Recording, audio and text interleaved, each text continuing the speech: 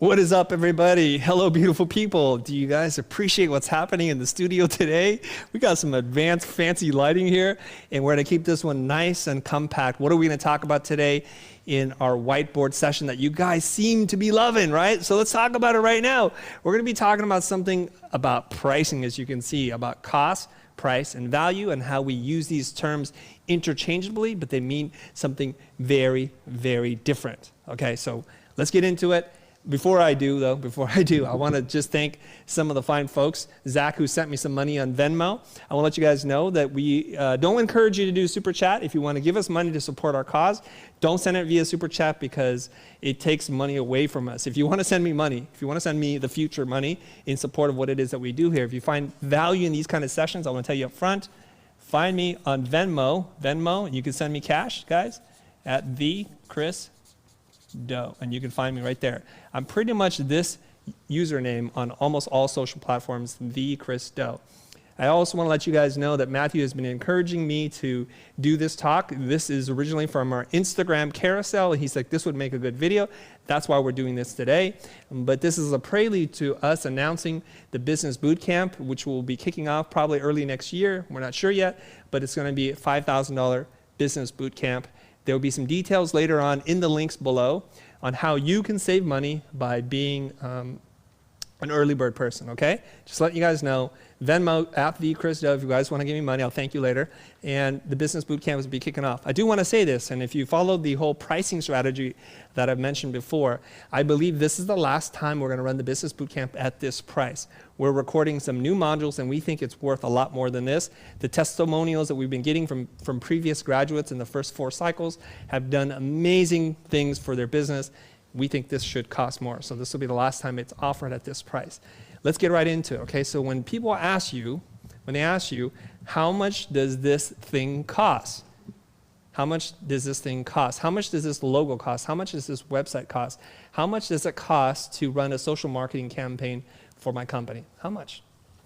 Well, when they say cost, what they really mean is price. And I did a little research. There is such a thing, and if you type on the internet, on Google or wherever, you can type in what is the difference between cost, price, and value, and you're going to find very different things. But I'm going to save you some of the trouble. The kind-hearted people that we are here at the Futur, along with Jonah and Ricky, who are joining me in the studio today, I've done the work for you. I've looked it up. I've distilled information down to a smaller, bite-sized piece so that you guys can understand the difference between these 3 words. Let's get into it. So cost. When people ask you about cost, the answer that you're giving them may not be what it is that you think. Being very careful to put these things away for all the eco-conscientious people that it's not being destroyed, it's being saved here, okay? We'll recycle this, okay. Cost. Cost is defined as measured in time, effort for many of you guys, and materials. That sounds really reasonable, and I'll read the definition, paraphrase there. Cost is the amount incurred on the inputs, basically the raw materials, the salaries, rent, interest, taxes, duties, etc., whatever it costs you to make for producing any product or service, okay? It is the amount of money spent by the company is you, in the manufacturing of a product or creation of a service. Does that make sense? Okay, yes. So if you were only to charge your clients what it costs, the best you could hope for is to break even. When you're billing hourly, you are basically giving them the cost of your time. But you're not accounting for things like if you're using your own laptop, your Creative Cloud subscription, your desk, the rent that you're paying to be able to do the work. There's a lot of things that you're leaving off the table.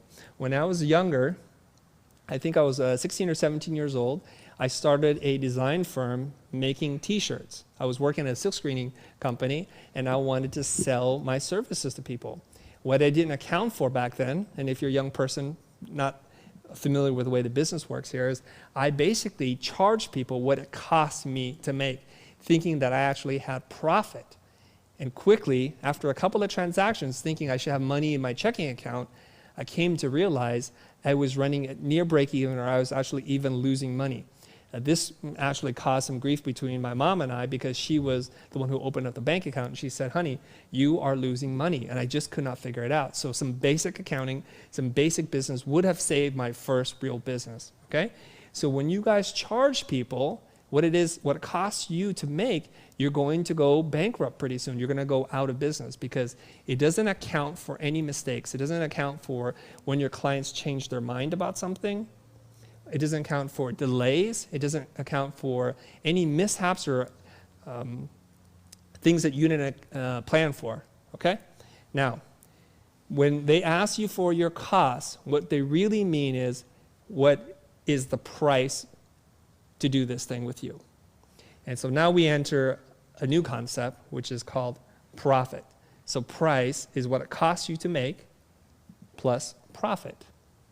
And this is the valuable lesson I wish I knew when I was 17 years old with my t-shirt company, that I actually had to make a profit. Now, if you get into the theory of labor and value and all that kind of stuff, which Blair Enns talks about very eloquently, I'm not going to try to do it here myself, but I'm going to just try to paraphrase the concept here, is that many people think the value of something is what the labor it takes to make it. So if it takes 100 hours for me to make something and I'm $1 an hour, it should be $100. But that doesn't account for profit. Now, where does profit come from? And profit, believe it or not, is rather arbitrary, okay? I'm also monitoring the chat here so I can see you guys chatting here. And let's see where this goes. Okay, so Ali, good morning from the Philippines. Hello, hi, how are you doing? Okay, let's get into this. So when a client asks what will this cost, they're asking what is the price of doing this? And so we feel a little sheepish to talk about profit in front of them, but it is implied. Profit is implied. Okay, so what is the rule? Okay, how much profit should you include? Now, Ricky and Jonah, you guys have done some freelance work. Whoever wants to talk about this, what have you included before when somebody asks you for the price of your services? How much money did you include? I'm just curious. How much money? Like yeah. 2,000. So 2,000 total? Yeah. For doing something? I didn't invoice like a huge sheet of like each detailed thing I did. I just gave them a ballpark number. Yeah. Which is actually pretty advanced thing that you're doing right there. You're giving them a ballpark number. And we'll get into that some other talk, not for this session, but how much profit did you include in the price? That's hard to measure. Ooh, I didn't include any. You didn't. Yeah. That's the answer I was expecting you to say, was that you did not include any. Yeah. You included zero profit. So you probably looked at your time, right? So if we were to calculate this, you would write down, this is the time. Did you have any other expenses? Another camera operator. Okay, so somebody else's time, Yeah. right? So we'll call it an assistant, okay? Okay, so this is your time here. What else, Jonah? Renting out cameras, gear. Gear, okay. Yeah. So gear. Okay, anything else? Editing. I don't know, what would you call it? Labor? That's still labor, Yeah, still yeah. your time. Then other So than that, I mostly think that's labor. pretty much it. Okay. Now let's cut to this so that people can see what we're doing here. So your time, which is measured in labor, somebody else's labor, your assistant, and some gear. How did you know how much to charge for your gear? I'm just curious. How did you figure this out? I think I looked up what other people were charging for their rentals. Yeah. Okay. How did you find out what other people were charging? Like a rental house? Yeah. Rental house. Okay, perfect. You did it the right way. So you found some kind of industry standard, right? The standard rate of what it costs to rent gear. And then you put that back into your estimate, I'm assuming, right? Yeah. Okay, perfect. So That's really good because I didn't know that when I yeah, first started. me neither. Yeah. Some of us forget to charge for our gear. You know why? We say to ourselves, well, I own it. Yeah. I'm not really renting it. Is it dishonest for me to ask for that? And no, it's not dishonest. It's actually the cost of doing business. Notice I'm saying cost here, right? Because who's going to pay for that equipment? So you know that cameras, especially anything with technology, it has a shelf life. That means that the longer or the longer period that expires between when you bought it and that date, the less valuable it becomes. If you buy a brand new car and you drive it off the lot, it's already worth like 70% less just by you driving it off the lot. Okay, so cameras and certain things, especially things that deal with technology, they just go down in value. So what would happen here is if you only build for your time, your assistant, and not for your gear, is when you went to go and replace your equipment, if it broke, if a new upgrade was necessary to meet the standards of whatever your clients needed, you would have to make an investment in that with money that you don't have. So what we need to do is we need to recuperate that. But what it doesn't account for here is any profit. Okay, so it means that right now, if you run the job successfully, all you've done is paid yourself. So one concept that I want you guys to start to become familiar with, that we'll dive deeper on another discussion, but not today, is who is management? Who's managing all these people? So we're missing a layer of management here, like a producer, coordinator. There's administrative time that we're not accounting for here, which we need to kind of think about, okay? And then we need to make profit. For example, so by the time that you finish 12 months of working, you want to have profit left in your checking account. After you've paid all of your expenses, paid for all the labor that has worked on a project, you still have money left over. So now that you know this concept about adding profit into your estimate, how much profit might you add? Well, there is no easy answer to this, but let's put it into here, okay? Let's put it into this equation here. So let's assume, what's a reasonable profit amount to add? What have you heard on the street? 15%. 15%. 20%. 20%, okay. I'm gonna try to guesstimate, so this is 25%. So I'm gonna say like about that much, okay? Roughly, guys. Don't get the, the measurement tool out on me and say, Chris. So we're gonna call this profit here. And we're gonna say it's 25% of this pie. And you need to save this. So I will write here 25%. Does that seem reasonable to you guys?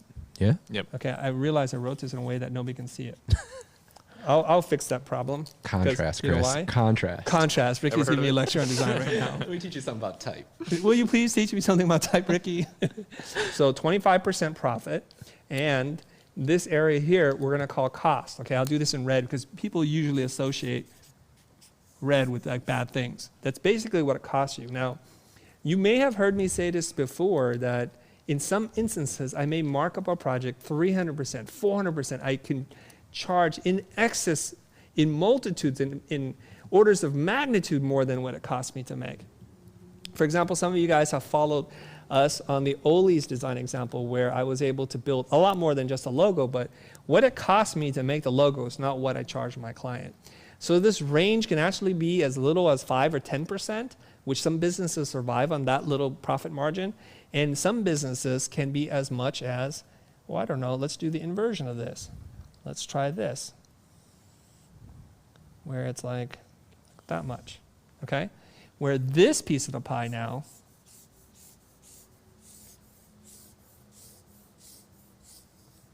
doing much better on the drawing on the side, okay? Where that is the profit. So I'm gonna say this is 80% profit now. Wow. Yeah. So Ricky, why'd you say wow? Talk to me. That would be really nice. Yes, it would. 100% profit would be amazing, but okay. But do you have any other reactions besides that would be really nice? I'm really undercharging my services here. Well, not yet, because we don't know what's involved here. I'm I just see. saying the range can be quite drastic. It could be very dramatic. So it could be anywhere between 5% and say 80%. Even more sometimes, you know, depending on the business. Mm-hmm. So do you guys have any questions about this so far? I do not. No. You do not. Are you sure? I'm teeing you up for a question here. Yes, you are. I am. I'm don't hoping see that it. there's a question for you. I know I should see a question here. I don't see one. Well, one question would be, Chris, how do I make more of that? And what factors drive that up? Yeah, what made you decide that I could be on the right side of the circle? Well, we all can, but we have to start to learn a little bit about business and what drives this thing, okay? Okay. And I'll get into needs and wants in a little bit, right, maybe? I'm probably going a little bit deeper than I had initially planned for this whiteboard session. Do me a favor, guys. If you're watching this, if you enjoy these whiteboard sessions, the whiteboard sessions that I'm doing with you, go ahead and like this video right now and drop us a comment when you're watching this. If these videos continue to perform well, and my metric of performing well is, can this get to like 50,000 views within a week? If you get into 50,000 views, I will leave the video up. If not, I will take this video down and just put it behind a paywall. Oh. Yeah, so I'm gonna reward you for Yikes. watching, for sharing and pushing this thing out. Our goal, I'm gonna write it up on the board here, is to get 50,000 views. 50,000 views in 1 week. Should be able to do this. Because basically I am teaching you how to do something. There's no sales pitch here. If you can do this, if you can help me get to 50,000 views, we'll leave this video up and we'll leave it on the channel for as long as we leave all our other videos on the channel. Now, usually what happens here, and one big factor that determines the amount of profit is risk.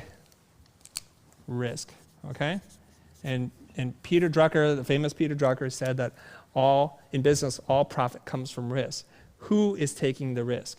Let's understand this for a second. Do you guys invest your money in the market at all? 401k.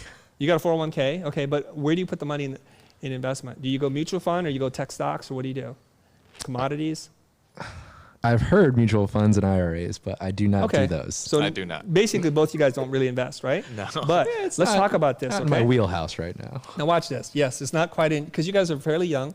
You've not been working for that long, so there's probably not even a lot of money to talk about, right? So when we talk about return on investment, ROI, return on investment,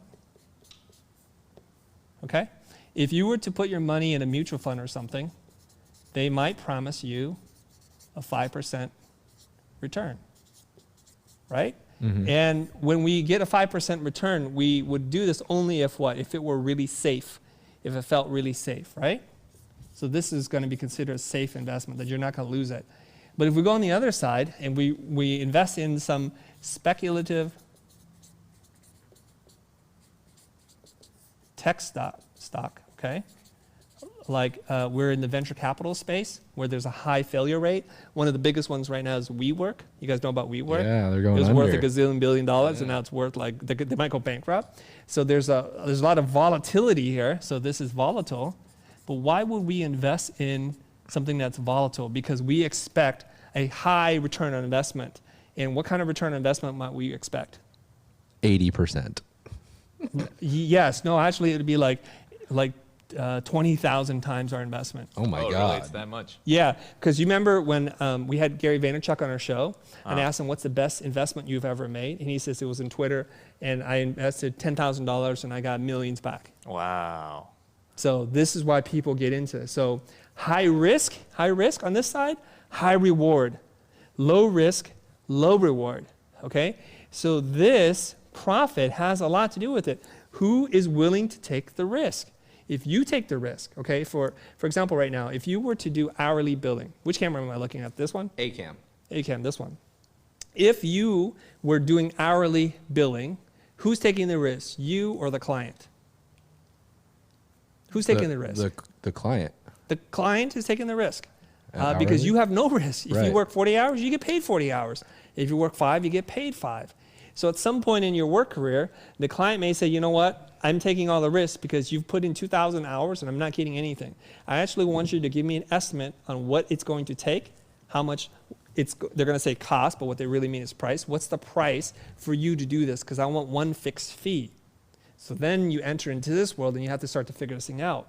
Now, without knowing all the ways that this job can go wrong, you have to assume risk. What if the client changes their mind? What if they don't like this work? What if midway through some other stakeholder comes in and changes things? What if there's things that you don't know anything about, the unknown unknowns that come into play? So then you add more profit. You increase the price to accommodate the amount of risk that you're taking. This is your first step into becoming an entrepreneur, a business owner, in that now you're assuming some risk. All entrepreneurship has risk involved in it. So I hope that makes sense to you, okay? Ricky and Jonah, does that make sense? Does it make sense to our people who are tuning in live? I'm gonna take off my jacket here. Yeah. Is everybody clear? Yeah. We're getting Yes. a lot of likes now too after you asked. so Okay, that's cool. good. Great, I have to scratch my back here. This thing is poking at me. All right, so if there are no other questions, I'm gonna move on. So we're gonna build on each of these concepts, so it's very important. So far, we've talked about cost, now we've talked about price, but what about this thing called value? The value thing. Everybody needs to know about value, and value is subjective. It's dependent on the buyer to determine value. Most of us think it's up to us, but I'm gonna tell you something right now. If I wanted to sell you my watch, if I wanted to sell you this hat, who gets to determine the value? Who gets to determine the price? The buyer. Okay, so let's go one at a time. Who determines price? The buyer? The buyer? Or the seller? This is important. Who gets to determine price? Seller. And why do you say that? Because they're the first touch point. They're the person that has to. They're the person that has to put it on. They have to sell it. If there's no price on That's not something. a great explanation. You're right, Oh, by the way. yikes. You're right. Oh, okay. No, you're right. Don't guess the other way. Now, people don't understand this, but the seller, I make a good. I get to determine the price. Right. If I price it too low, I might sell a lot, but my margins are going to be really thin. If I price it really high, I might not sell a lot, but my profit margin is going to be really big. And we've talked about this in the last episode on pricing, right? That sometimes to sell more product, you actually have to increase the price. So the seller gets to determine the price. Okay? Knew it. Here's the thing. We're going to get into this. What are you giggling about, Ricky? I said I knew it. Well, you had an answer. It was a 50-50 shot. But yes, you did have the right answer. Very good. So buyer. I'm trying to be less cocky, you guys. I'm trying to be more human. Okay. Now, who gets to determine value? I know this one. You do. Yeah. What is it? It's the buyer. The buyer. And why do you say that? Can you give us another in-depth answer like before? Yes, because I don't have to buy what the seller, if they say a price, I don't have to buy at that price. I could choose to not buy it. Yeah, you don't have to buy it. Exactly. Right. So you get to say to yourself, is this fair to me? Mm-hmm. Is this based on my needs and wants? So the last time we had this episode, right, we did a sneaker, right? Ricky has encouraged me to draw more because he likes to see me draw. I do. So I would do my best to do some drawings here. So we had a shoe, right? And say that's the Nike shoe. Trying to draw, talk, and think at the same time is kind of tough sometimes. Okay? So that's your shoe, right? Although I think I drew a Converse shoe. Okay? It's cool. Now, Nike gets to determine what? They get to determine the price. Right. So are you into Nikes? Sure. Okay, name a model. The Air Maxes. Air Max. You know, you and I are thinking the same today. Air Max. I was like, I don't know many shoe names, so Air Max. How much does the Air Max go for? Standard, no limit, you know. We'll say $100. $100. Let's say $99, okay? Yeah. $99.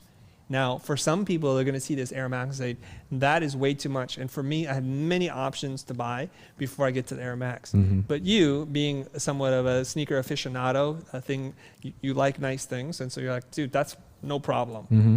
So you get to say that's fair. Mm-hmm. So something that confuses a lot of creative people is that they think that if they set the price too high, that they're taking advantage of the customer, the buyer. You guys ever feel that way? Raise your hand in the audience. Yeah? Okay. So here's the thing. Would they buy if they didn't see value in this thing? Can I force Ricky through all powers of manipulation? If he doesn't value this thing, would you ever buy, No. Ricky? What's something that you see other people spending a lot of money on and you shake your head like, that's stupid? Food. I like a really, Well, you way to give me a curveball on that. Will you say normal, like consumable? okay. consumable, like, good. A car. A Consumer very good. expensive car. Okay, like an expensive car. Right. But you actually drive a pretty nice car yourself. You know, you could have gone with the. Hypocrite. You went with the Nissan Maximo, right? Nissan Altima, yeah. Ultima. So you could have gone for the Sentra or what's the baseline model that they have? I don't know. I think like the Sentra or like the Note. I didn't. Yeah. It's my it's car like- fancy. No, small. I mean, you could buy a lot of cheaper cars. You could have. Oh, okay. But you wanted something that, you know, you gotta have a nice whip, right? It's like, you gotta have something. I guess right? so. Yeah, so you could say, like for me, for some people, like diamonds. Oh, okay. Okay, like diamonds, okay? Like precious stones. Do you believe in those things? No. Me neither, thank God. Well, we're not getting married, so it's Yeah. all right. Okay, so there's a diamond here, We're and for married some in people, heaven. you know, $10,000 for an amazing, flawless diamond, beautifully cut, sparkles in the light. That's worth $10,000 to them. For me, it's a rock. It's a shiny rock, is what it is. I don't see value in that. So you can't convince me to buy this, no matter what you do, no matter how many ads you run on De Beers or whatever. Like a diamond is forever. So this is the thing. So first of all, you guys need to understand this. When you set the price, the buyer gets to determine if it's valuable to them. And if the perception is more value than what they pay, a deal is done. They buy. So when value exceeds price, buyers give you money. Everybody needs to write that down. Say it one more time. When value exceeds price, people give you money. Thanks for the smash Zoom. I appreciate it. We're having a good time here, you guys. It's all okay. The old me will be like, what are you doing? We wanted to I'm trying to do emphasize your the show. point. But this is the newer, cooler, more improved version 2.0 of Chris Dell. Okay, so everybody understand that so far. So there cannot be such a thing unless it's extortion or bribery or blackmail or you're holding somebody at a gunpoint. The buyer gets to determine the value. Let's take a couple of more examples into play and see how this works. Now, are you guys familiar with the concept of this word called keystoning, the double keystone model? I am not. Are you familiar with it, Jonah? No. Okay. I want to introduce this concept, okay? We're about to learn so something. there's a manufacturer, and that could be you. And you could say it's creative too, right? And you're one part of the supply chain. And then somewhere on here is the buyer, the customer. Okay? I'm not mapping the space out. And sometimes there's a middle option here. Somebody will call this the retailer. And I'll explain how this all works. And the retailer could be an agency that's bigger than you. And we'll examine it one way, and we'll examine it how it applies to creative people. Sorry, I'm just getting my markers out here. I need to wear my smock. I think I need to wear my smock here. Yeah. Okay, so a manufacturer makes something and they need to sell it. Okay, so if we're talking about, say, shampoo or something. Okay. Okay? Shampoo. The manufacturer wants to sell it for $5. Okay, to the retailer. They want to sell it to the retailer because usually the manufacturer, like Procter & Gamble, they don't sell to consumer directly. They don't have customer service. They don't want it displayed. They don't want to deal with returns.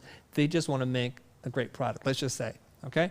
So for the manufacturer to make money, they have to make it for less than $2.50. They need to keep it less than this, okay? Because they need to make 50% profit here. Now, if you guys ever watch a show like Shark Tank or Dragon's Den, they always ask these questions of the entrepreneurs. What does it cost? What do you sell it for? And they're looking for this ratio. So if you sell something for $5 and it costs you $4 to manufacture, they're going to say there's not enough profit in there for them. So there has to be usually about 50%. So they sell it to the retailer whenever you go to buy shampoo.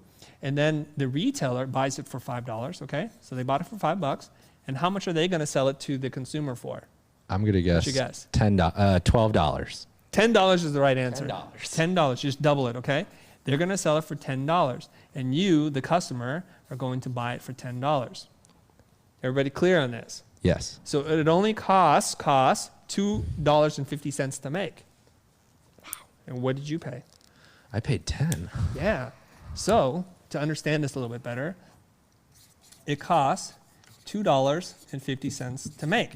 Now, if the manufacturer sold this to the retailer with zero profit in mind, how long are they going to stay in business, Ricky? Not very long, Chris. Like a very short amount of time. Yeah. So they add profit.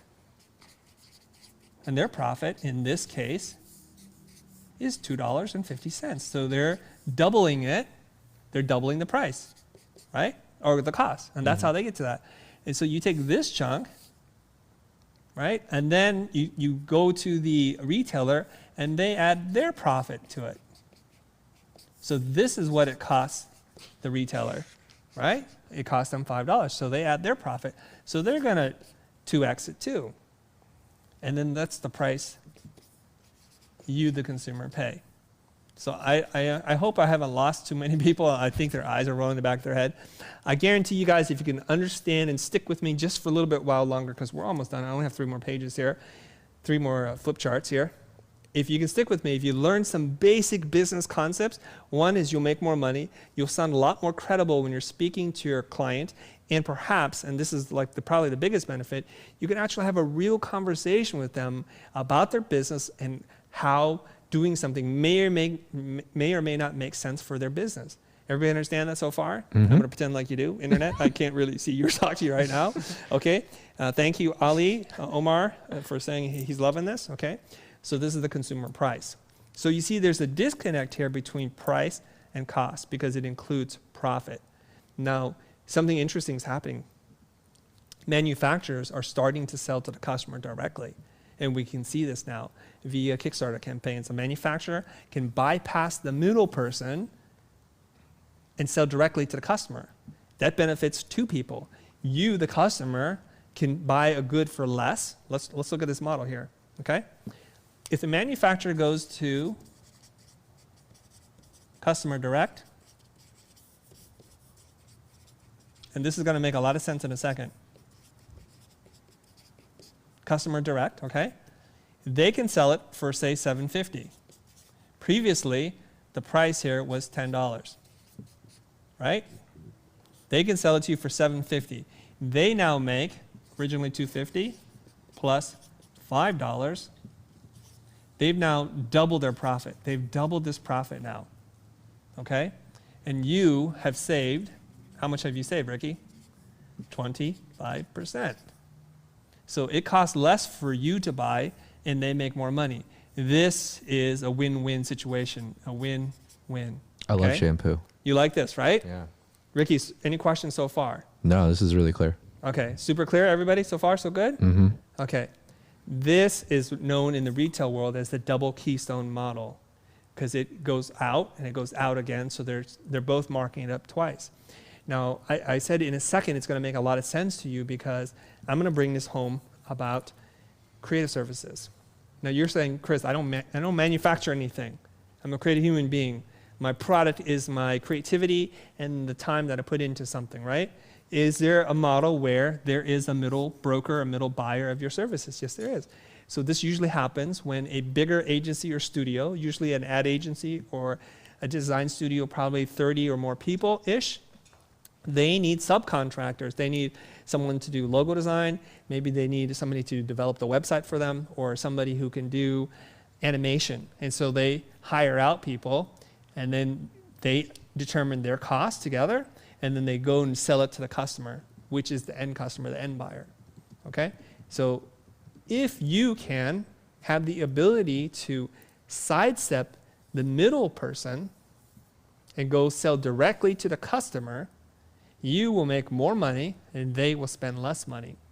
So the middle person for many of you, especially if you're watching this from a developing country, you might be working with Fiverr, Upwork, Freelancer, or any one of these other sites. So the software in the middle is brokering the deal and they're taking the money. They're taking the money from you and they're taking the money from you. So what we have to do is we have to learn how to brand ourselves. We have to learn how to market. We have to learn about customer service and sales. But if we do that, we can double our profit. So if you learn this, if you're able to apply from the last 15 minutes of what I've been talking about, you could very well double your income for next year.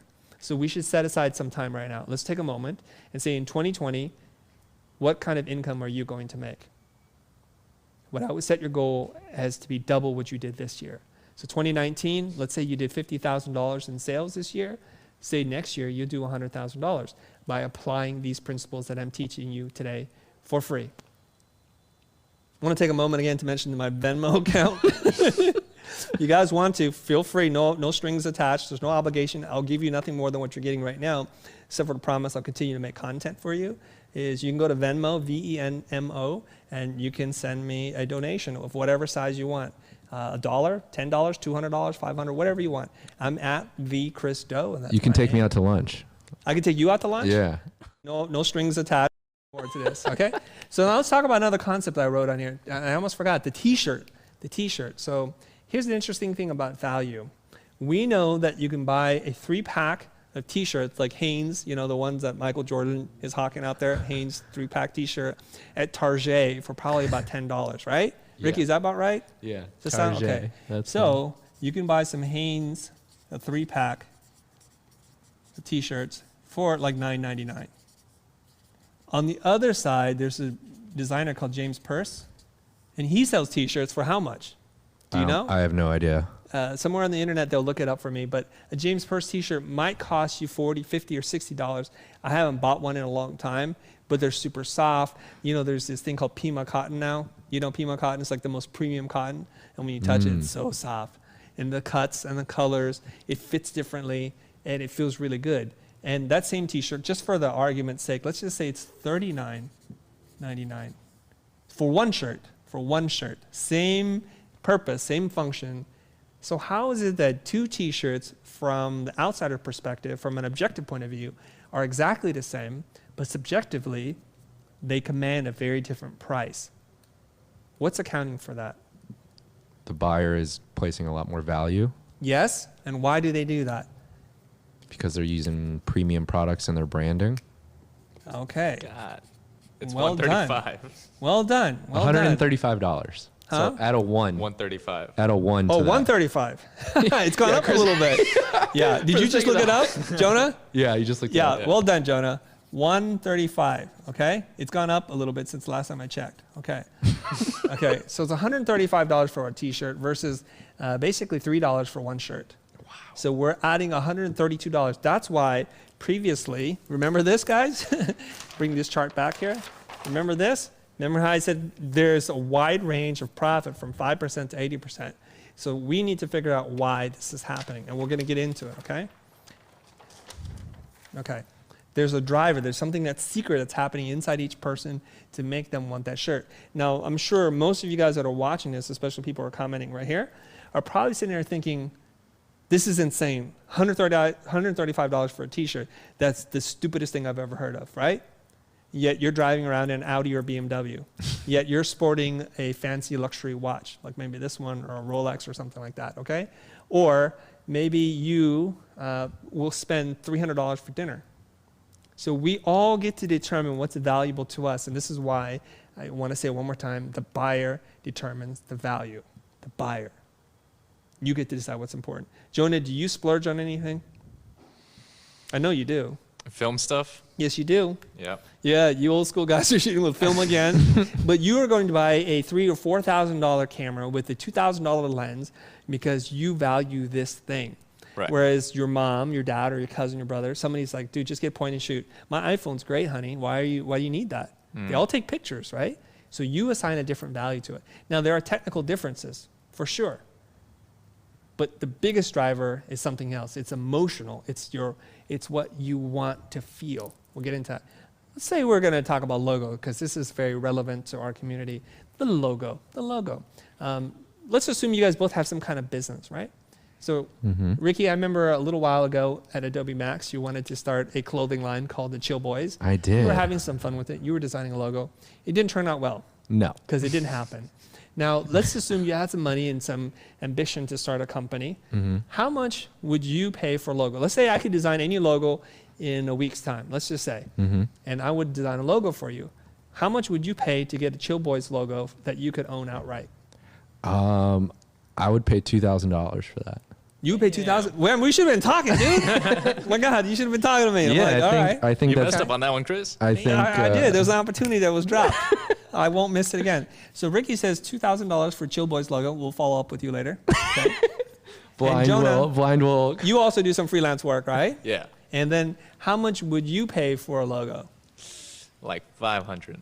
500, you cheap bastard. Okay, I so don't splurge on the logo. you don't? I I guess do your not. business is not that important. See, my Oh. business is important, Jonah. Yeah, I thought you were gonna outdo Ricky and say 10K, dude. It's a freaking 2K is chump change. I'm going places, Chris. Okay, so here's the thing. I could design a logo for both of you in a week's time. You guys have some confidence I'd be able to give you something with a week's worth of work? I mean, if you send me your resume, maybe we can. Maybe we can talk. Maybe we Yeah, can I'll talk. send you my resume. Right? So I would be able to do it. So why is it that 1 week of my time is worth something totally different to the two of you? How could that be? See, like I can sit there and shout and scream from the top of a building to Jonah, you should be paying me at least $2,000. And Jonah's like, you know what? It's really just not worth that much to me. It's just not. I don't see the value in that. So no matter how smooth of a salesperson I am, no matter my pedigree, which you know, what I've been able to do, you're just going to be like, Just like I'm not going to buy a $135 James Purse shirt. Just not going to do it. You understand here? So a lot of people ask me this question, how can I convince the buyer that it's worth more? You just cannot. You cannot do this. All you can do is to help them understand that the business problem they're trying to solve, and it happens to line up with the logo, you've done yourself a favor, okay? This is not to say that there aren't techniques to negotiation and talking about value, but you can't invent value in the buyer's mind if one doesn't already exist. So by asking them questions while scaffolding, while doing discovery, you can help them to realize the value in their mind, and if they agree with that, then the price will go up. Okay, let's move on. How many people are watching now? We have 524. 524, we're doing pretty good. 643 is what I'm seeing. Six what? Oh, that's probably right. 643. 643. Guys, we're doing pretty good here. Yeah, this is good. This one, I should have warned everybody up front, was going to be a meaty episode. Just like, it's not like one of those impossible meat things. Okay, let's get into it. Woo, what are we talking about Coca-Cola here for? I should have done this differently. I should have done it like this. Okay, hold on. Pretend you guys didn't see anything. Oh, cut away. Okay. See what? Cut away, Jonah. Stay over there while I like doctor this thing up here for a second. Give me 1 second. Oh, no. No, we're thinking on our feet, you guys. We're still good. Okay. There. We have people commenting, chill boys. I know, dude. Chill They need boys. that. Chill boys. Okay, I'm sure some very talented designer can help Ricky out for less than $2K. I would suggest you spend very little on this venture of yours. But anyways, let's get into this. Now, Well, that was for you, Chris. That was Huh? for you. I would pay that much. yes, I see. Thanks for price. clarifying. Appreciate that. I'm feeling it right here. I'd Okay. still pay you 500. Now, we have 3 cans of Coke that are identical, objectively exactly the same. These are 12 fluid ounce, 140 calorie cans of original Coca-Cola Classic. It's the real thing. Is that what they say? No. I don't know. It's the real thing? It's the real thing? I don't know. I don't know. we're nobody's paying attention anymore to their marketing. So Coca-Cola, you're maybe not spending your money wisely here, but who am I? Okay. Anyways, if you go to a wholesale place like Costco, you know, where they sell you things in bulk, you're going to pay one price for the Coke. If you go to a vending machine, you're going to pay a different price for this Coke. And if you go to the movie theater, you're going to pay yet a different price for the same amount of liquid. And what is the determining factor on that? I would love for you guys to read a couple of questions or comments from the audience while I go get some supplies. I'll be right back. Okay. You got that? Yeah. So Jonah, just give shout outs and that kind of stuff. and I'll be right So the back. question is, what would change the price between the 3? Sure. Okay. Is that what it is? What do you think it is? I don't know. I wasn't paying attention. Oh my God. Per use. Okay. Too much. Per going on use. right Per use the deluge. Okay, don't show them what I'm doing right now. here. All right. All right, just go to the wide while I work on this a little bit here. The location. We have someone commenting the I location. have to think on my feet. I think I remember you talking about this, so I might remember the answer. You remember the answer? Yeah. Well, why don't Should you I just spoil read some comments, not even Okay. questions, like shout outs and things like that. Somebody think. Oh, okay. Go ahead, yeah, Place things of like that. Thank you, or purchase. They get more thirsty at the movie theater, so that would determine it. Maybe you get more thirsty. I don't know. you get thirstier at the theater? Now people just want a Coke. That's okay. Coke, we're looking for a sponsor. I see someone commenting Okay. the answer that I remembered. Yeah? You remember the answer? Should I say it? No. Okay, Oh. we're going to get into it. This is good. So you can say their name. I think Jason47 got it, you know? Give them a shout out. You lost it? The moment's gone. Oh, they're coming in so fast. Okay, forget about that, guys. Let's get back into this. So if you go and buy this at a wholesale, I'm going to do it like this now. It's a totally interactive whiteboard now, right? And you're going to pay, basically, I've done the math, 30 cents per serving, 30 cents per serving. And it's cheapest to buy.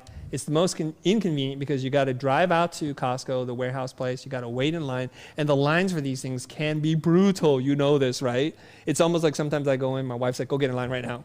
We just got inside. Like, go get in that line. Because by the time I'm ready, it should be ready to go. Okay?